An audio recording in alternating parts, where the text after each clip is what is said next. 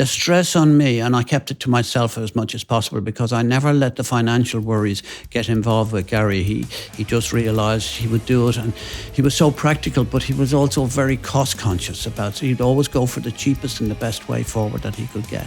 And I suffered the most chronic piles that you could ever get, and I was reliably told that it's stress, and there's nothing in the world worse than financial stress. And Jesus, we had plenty of financial stress in '92 because they were critical times.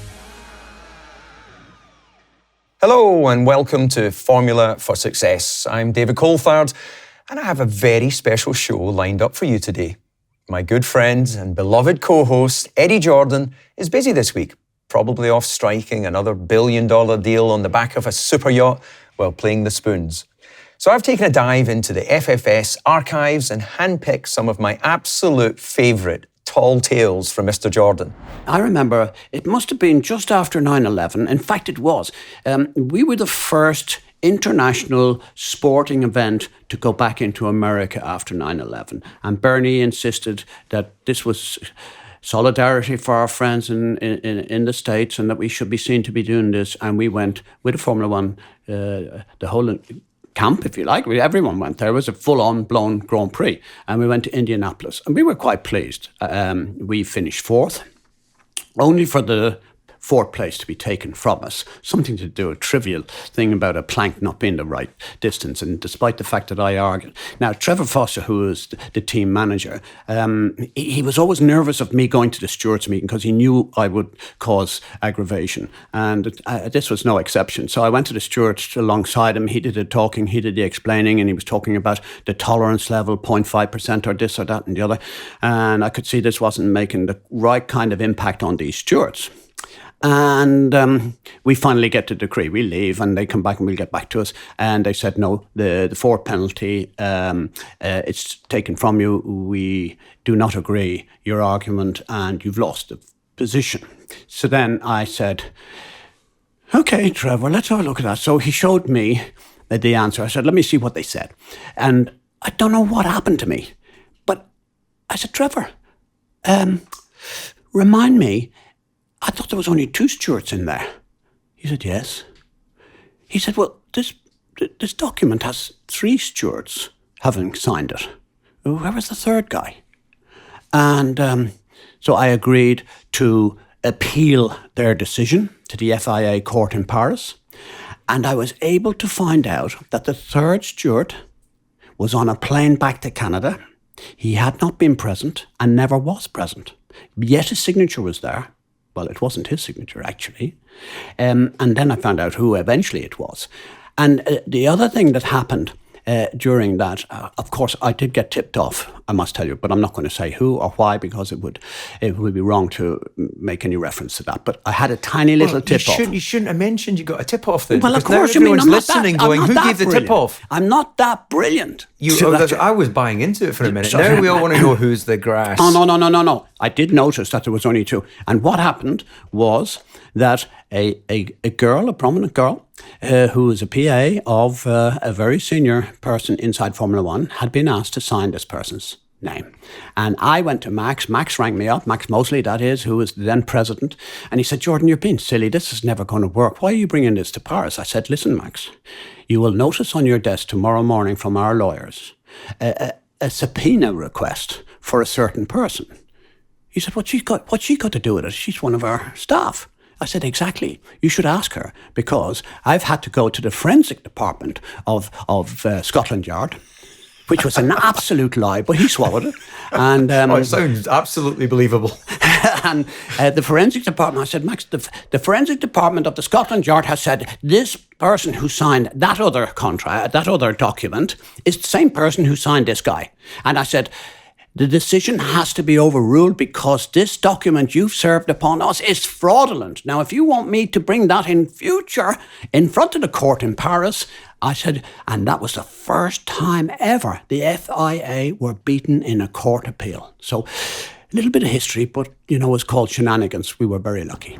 Eddie versus the FIA. What a story. How much of it is true? We'll never know. Proof, though, that you can get yourself out of any mess in life as long as your name is Eddie Jordan. I never really got punched. But What do you mean you never really got punched? You either did or you didn't. Well, you can't be it's a a wee long bit time, pregnant. and it's long before Formula One. And I think it was the mid-'80s. I remember being in... do you remember the driver, Davy Jones? Yes. He was a US He had a driver. lovely locker, didn't he? Pardon? Davy Jones's locker. Is that not what you call it? The bottom of the sea? Oh, I don't know. It was my attempt at humour. It failed. I'm really sorry. Well, it's just gone over my head here, DC. Remember, I'm not that intelligent. I'm certainly not as intelligent as I you. thought you were a seaman. I mean, you spent a lot of time travelling around the... Yes, but the lockers and oceans of things the like globe. that, it's usually... Yeah, so anyway, let's move on. But you mentioned about Barrichello before that, and that is about... I think some of the reason he didn't have good starts is because the second-hand clutches that we were putting in the engine at the time probably didn't work quite as well as the new one. So that was that. And... So the funny thing about, where were we? We're talking about? You getting punched. Oh, yes. Do you remember Russell Spence? I do. He was a great driver. Absolutely. And Russell was absolutely wild in almost every particular way, but a great driver who hadn't been brought up on karting, came into the business very late. And he wanted a new engine. Now, it was a kind of a confusion in my mind because Davy Jones did not pay his bills. I think his father was a bit tricky, and he borrowed 15,000 or something like that from a bunch of people in Sicily for the Grand Prix, the Formula 3000 race. And that's not somewhere you borrow that kind of money and hope to get away with it.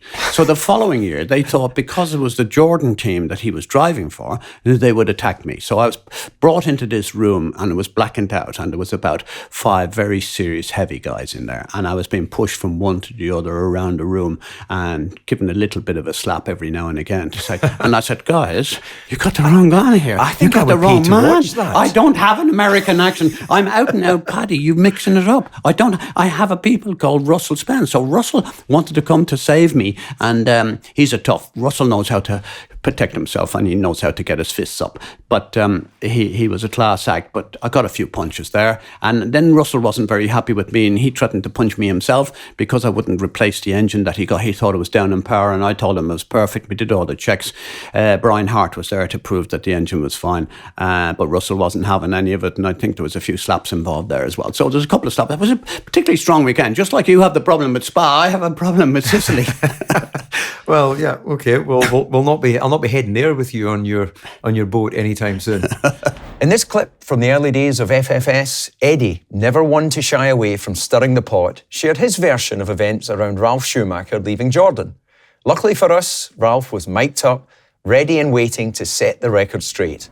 I'd like to know this because Michael then got upset when he was upset with DC, and DC hid and locked his way in the toilet in the motorhome, which was understandable with his helmet still on. I don't know how he managed to sit in the toilet all that length with the helmet on. But anyway, Michael came after me then all of a sudden. And really, in all the years when Michael was either trying to help you or being a little bit, he never really became involved. And suddenly, when you had the chance to win that race, he became angry with me.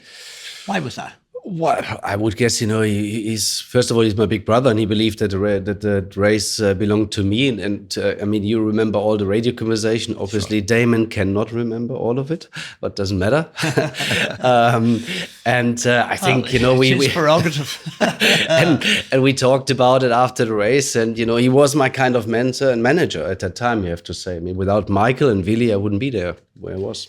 That's true, but you really, if we want to be, in my opinion, as the team boss at the time, we saw Willie now and again, but we rarely saw Michael. So I was never sure how close you were with Michael.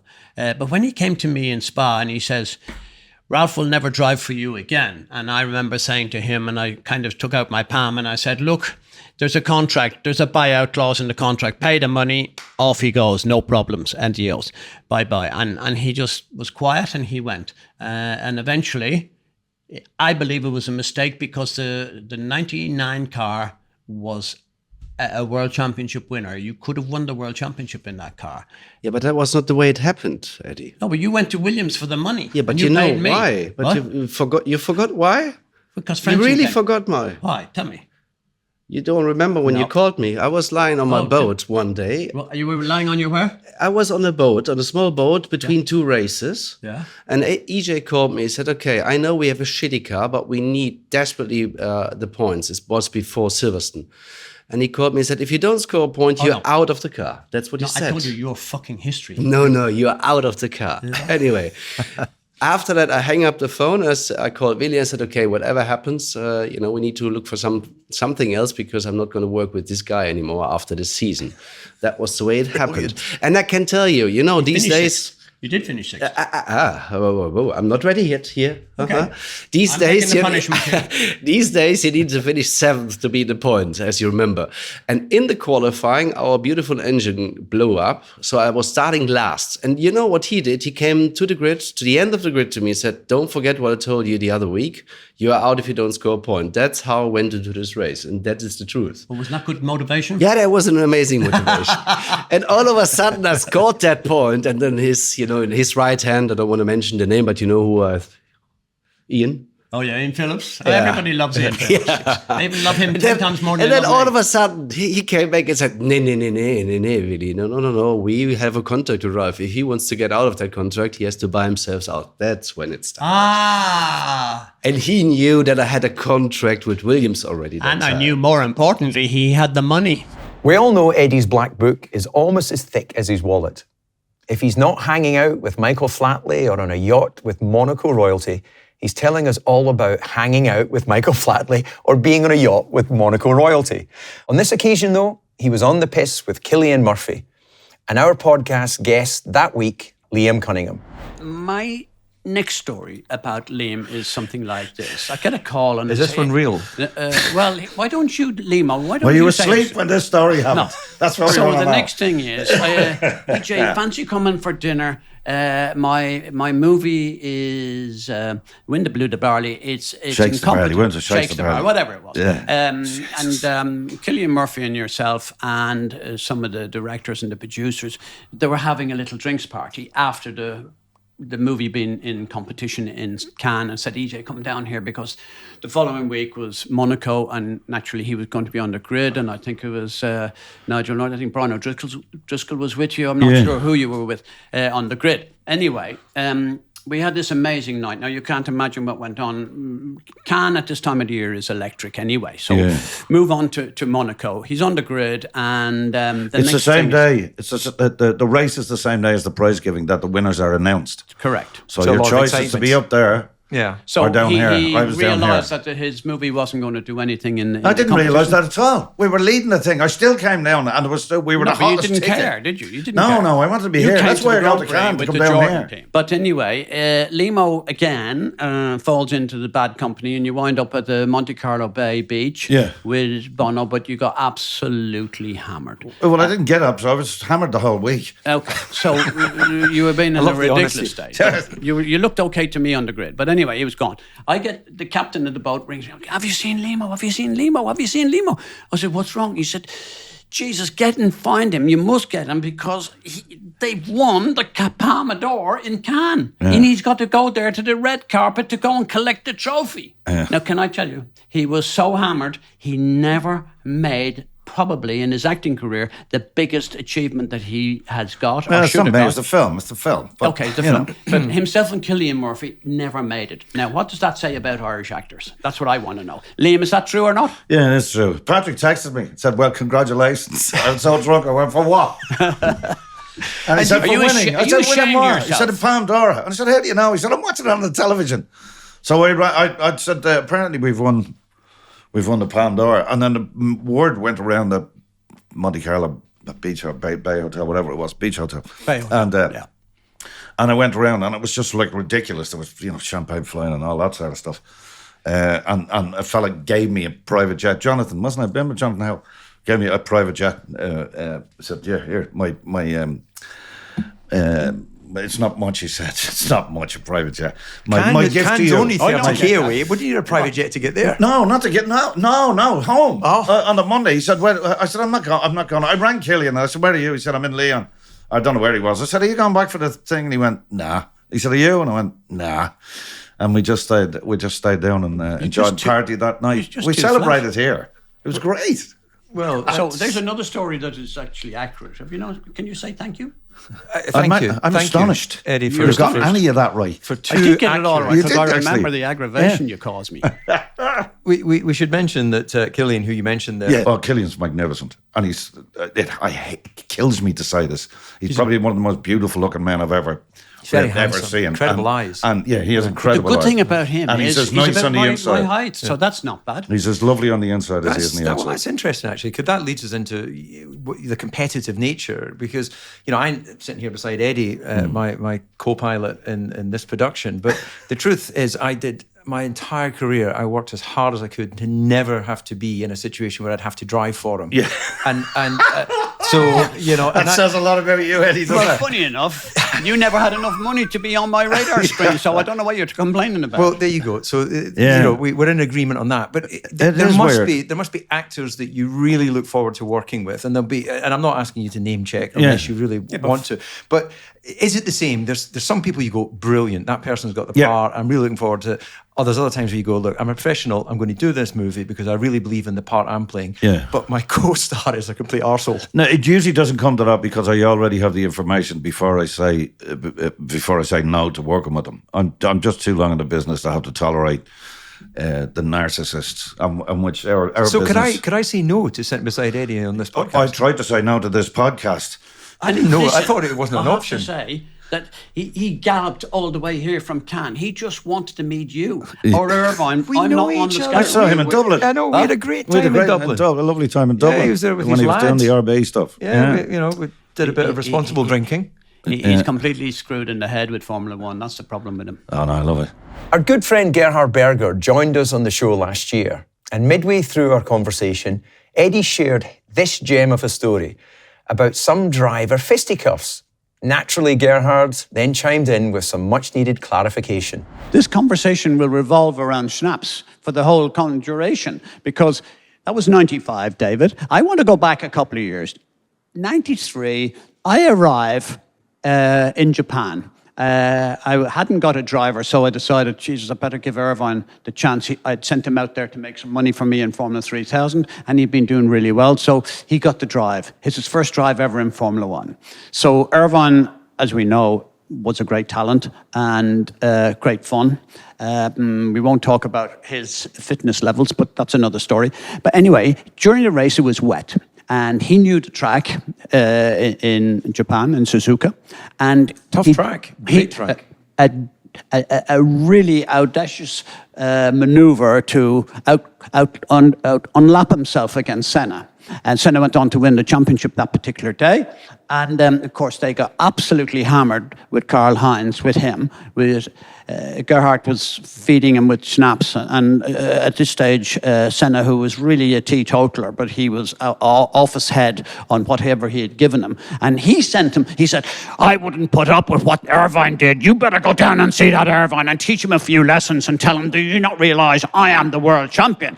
And that's it. Is that your Austrian impersonation of Gerhard? But anyway, Irvine came down. What happened then? It was a bit similar, as you said. We, after the race, Ayrton tried to overtake Eddie, what was overlapped, and it was very difficult. It made him the life very difficult, and in the end he said, well, if somebody wants to overtake me, it doesn't matter if it's overlapping or not, then he has to do it. It's so, yeah. But anyway, we was with Karl-Heinz and with Ayrton, and we talked about it, and Ayrton was so upset. And we gave him one schnapp, we gave him the next schnapps, we gave him the next schnapps. And he started again to complain about. And I said, why you just don't go out and beat him and stop to talk about it? We gave him another schnapps, he went out and tried to beat him. There was a picture of them fighting in the back of the garage. He's doing an interview, and because we were a small team, we were given these tiny little huts to have our hospitality in. And in walks Senna. And I'm saying, Jesus, the world champion is just coming in here to say well done to Eddie for finishing sixth. You know, his first world championship point in his very first race. Not many people had done that. And the next thing, boom, he punches him. And Irvine just runs back. He says, that's the best publicity I'll ever get in my entire life. And that's how So it was a win-win it was situation. on the front page of every paper. Some oversharing from Mr. Jordan coming up now. Eddie dives into the impact of financial stress on the human body. A word of advice.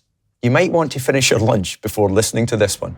EJ, I wanted to ask you actually, before coming to Gary on this, when you've got a car that's working and you know the whole momentum and potential is there, then of course that's very it's motivational, isn't it? It's motivational for sponsors and partners and for bringing people to join the team. But when you're going through the difficult periods, and it won't necessarily be about the car, when you've had some times where you've had to run engines because you needed the financial support, and those engines were blowing up in the garage, never mind out on the track. You know, how difficult is that as a team principal to then look to Gary and your design staff who are going, look, we've done our bit, but the bit in the middle that you've signed up is a hand grenade. What Gary did and the potential of the car was such a relief for me that if the car was going well, it was obviously much easier to sell the sponsorship. But I really very seldom ever, because Gary is a big chap, you don't want to fight with him. So therefore his view was always the right one when it came to the car. And he never interfered with me on the money. He'd always just say, have we the money to do this? And have we got it? And as you come back to the situation, having finished fifth, the next year was a massive disappointment. But we ran an engine, and I don't want to be critical of Yamaha, but we ran an engine in 92 because they were free. But they were depth charges. I mean, they blew up on the trestles. We didn't even have to go outside the garage and they blew up. But at the end of the day, we got through it. And then we had a magic time with Brian Hart, great friend of Gary's, and then he saved our asses more or less after that. But I'll mention something here that perhaps is indicative to people out there when they're talking about stress. The stress on me, and I kept it to myself as much as possible because I never let the financial worries get involved with Gary. He just realised he would do it, and he was so practical, but he was also very cost conscious about it. He'd always go for the cheapest and the best way forward that he could get. And I suffered the most chronic piles that you could ever get. And I was reliably told that it's stress. And there's nothing in the world worse than financial stress. And Jesus, we had plenty of financial stress in 92 because they were critical times. I was not a happy person, and I wasn't a good person to be sitting beside either. What was your longest period between movements, EJ? Because I don't know much about piles, but are we talking a couple of days? Are we talking a couple of weeks? You never want to have piles. They are absolutely so painful. Jesus, I couldn't sit down. That was the problem. Anyway, move away from physical things and piles and things. Gary, tell us about, because I never really interfered on the technical side, did I? And you never interfered on the money side. No, just to add to that a little bit, I always wondered why you were sitting in that inner tube up in your office, Eddie. I never was quite sure what it was for. Booster cushion. I used to go swimming, if you remember, with it. At this point, I think we should move on to a little section where we get some questions from the listeners. So I'm going to go straight in with a gentleman whose handle is @Scrapper11111. And in brackets, it says Ian. So anyway, Ian, his question is, Eddie, he remembers you describing the reason why DHL colours became yellow. You're claiming that one, aren't you? So he wants to know a little bit more detail on how that came about. And what colour was DHL before they became yellow?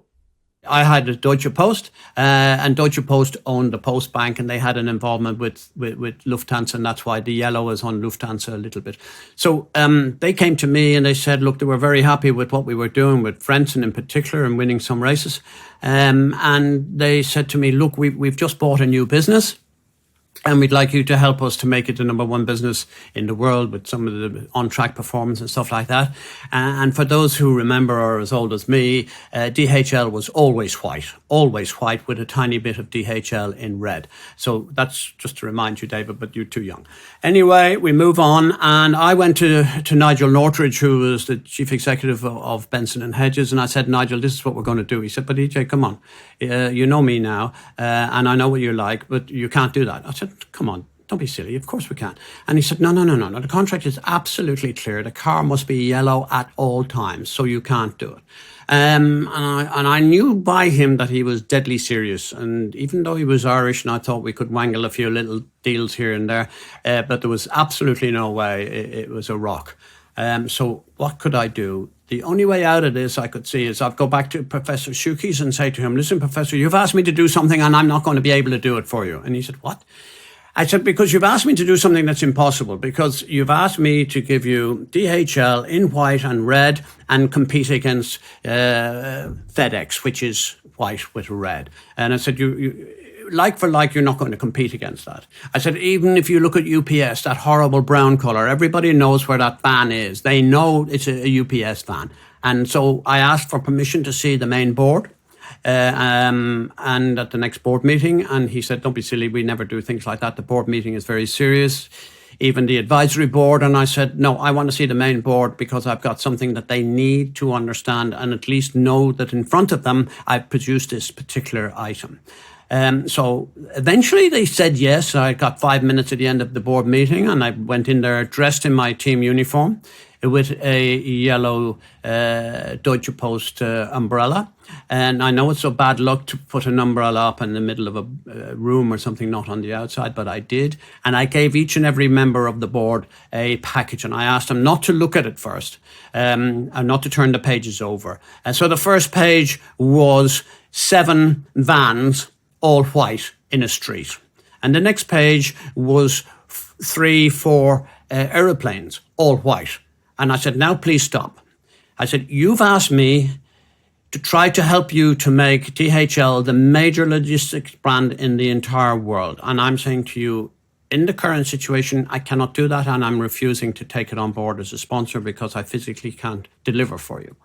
But if you turn over page 3, and you take and you bite the bullet and you pay for the difference. And I know every marketing guy in the whole universe will tell you, you must never change the color of your brand. You must never change the logo setup or the typeset or whatever it is. And that's what they say. But in this case, I'm saying to you, please have a look at what it is. So the third page you turn over and there was 5 white vans and 2 yellow ones. And the next page was 3 aeroplanes and 1 yellow one. And of course, they're all looking at each other and I'm loving the fact that they are at least considering it. And I said, I'm going to leave now.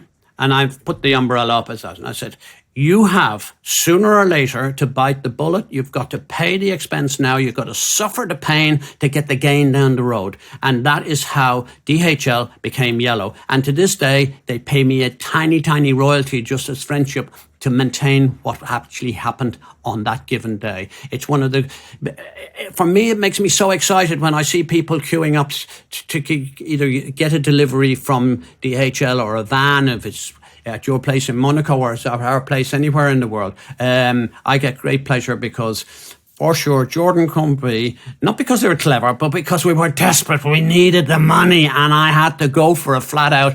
And balls to the wall, myself and Ian Phillips, he was partly to do it. He was encouraging me to do the things that I did. So I owe a lot to Ian as well. And from that point of view, it was born out of Jordan, but it was born out of desperation as well.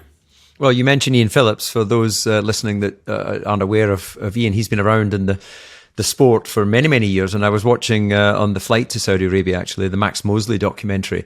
And when they started March Formula One team, and they ended up winning Grand Prix and winning World Championships himself and a couple other people. And Ian Phillips was part of that journey. So he has contributed a lot to motor racing over the years.